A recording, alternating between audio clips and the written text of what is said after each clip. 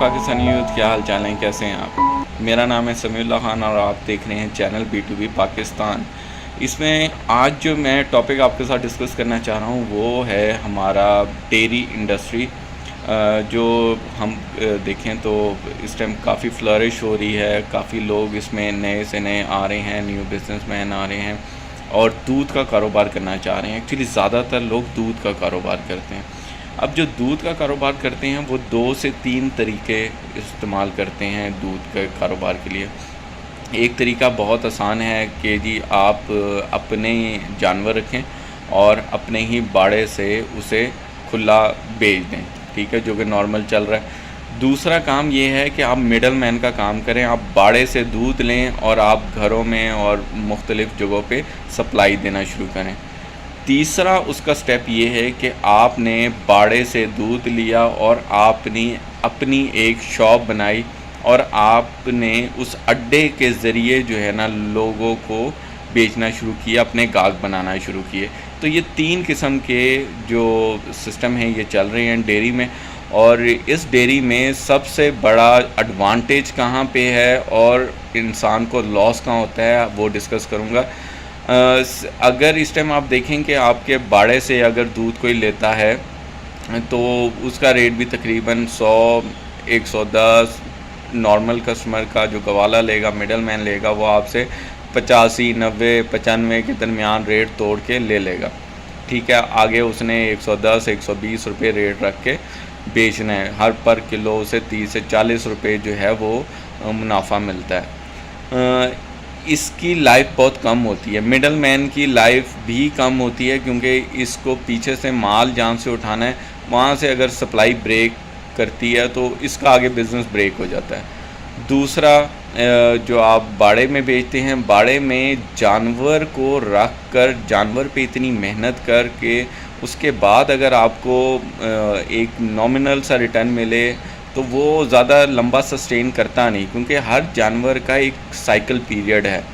उस cycle period में उसने प्रोडक्शन देनी है, उसके बाद जाके वो प्रोडक्शन उसकी कम हो जाएगी और वो कम कितनी हो सकती है, वो इवन 25% तक आ जाती है। तो एक जानवर का क्योंकि साइकिल है और आपको उस टाइम जब वो मैक्सिमम प्रोडक्शन दे उसी टाइम आप उससे मैक्सिमम प्रॉफिट या फ़ायदा मुनाफा उठा सकते हैं।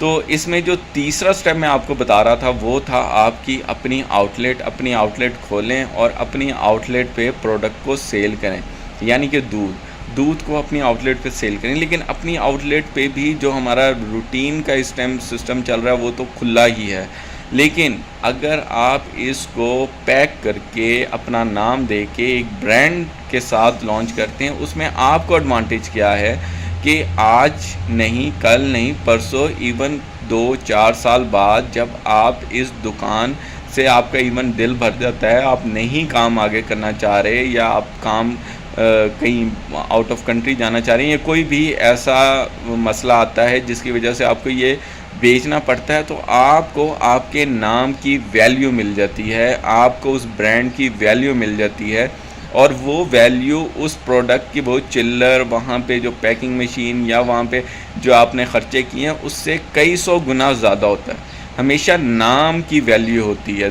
दूध आपसे दुकान लेने के बाद दूध कहीं से कोई भी लेके उसी दुकान में रख के बेच सकता है, लेकिन अगर आप अपना नाम देंगे तो उस नाम का रिटर्न आपको ज़रूर मिलेगा और इसे कहते हैं ब्रांड मैनेजमेंट या ब्रांड डेवलपमेंट। ये ब्रांड डेवलप हो जाता है और इस ब्रांड से आप जो है पैसे कमा सकते हैं। मेरी किसान भाइयों को ख़ास तौर पर ये रिक्वेस्ट है कि वो कोशिश करें कि इस तरीके से चीज़ को सेल करें जहाँ पे आपका नाम, आपकी आइडेंटिटी, आपका ठप्पा जो है वो ज़रूर लगे प्रोडक्ट को और प्रोडक्ट जो है वो आपके नाम के साथ बिके। क्योंकि दूध जब तक बिक रहा है वो एक कमोडिटी है, एक अशियाए ज़रूरियात है। तो ज़िंदगी अशियाए ज़रूरियात जो होती है उनकी कोई वैल्यू नहीं होती, उनकी वैल्यू सिर्फ परचेजिंग की हद तक की होती है।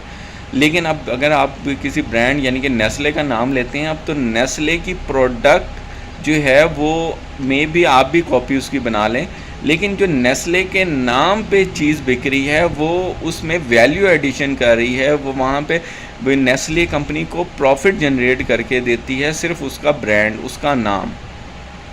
ठीक है, इसी तरह ऑलपर है, इसी तरह और दूसरे ब्रांड जो कि नाम के साथ दूध बेच रहे हैं, वो एक्चुअली वो उस लेवल से निकल जाते हैं जहाँ पे गवर्नमेंट जो है रिस्ट्रिक्ट करती है। दूध एक क्योंकि कमोडिटी है, एसेंशियल कमोडिटी है, बहुत ज़रूरी चीज़ है जिस पे क्या में गवर्नमेंट ने अपनी प्राइस फिक्सिंग भी की हुई है।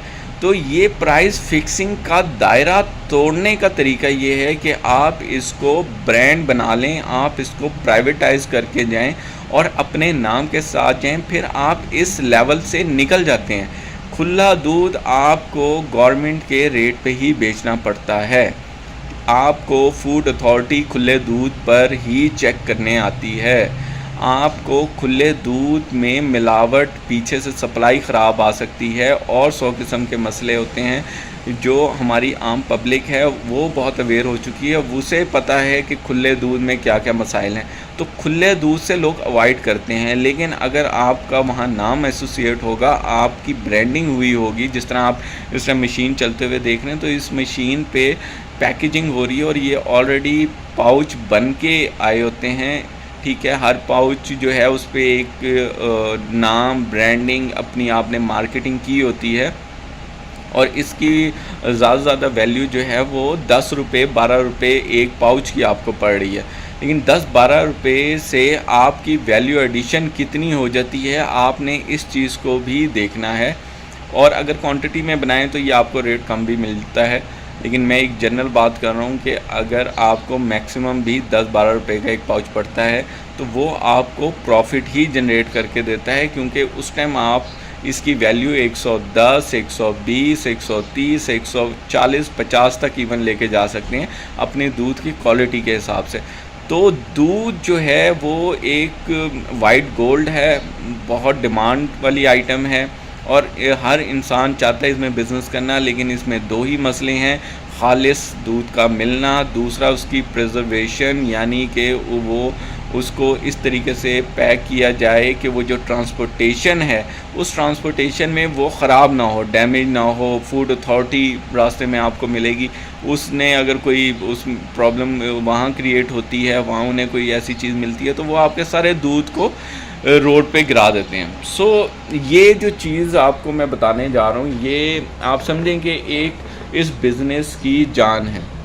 अगर आपने दूध का कारोबार करना है तो आपके लिए ज़रूरी है कि आप इन चीज़ों का ख्याल रखें और कोशिश करें कि पैकेजिंग में जो है वो लेके आएँ, ब्रांड करें प्रोडक्ट को, उससे मैक्सिमम प्रॉफिट अर्न करें।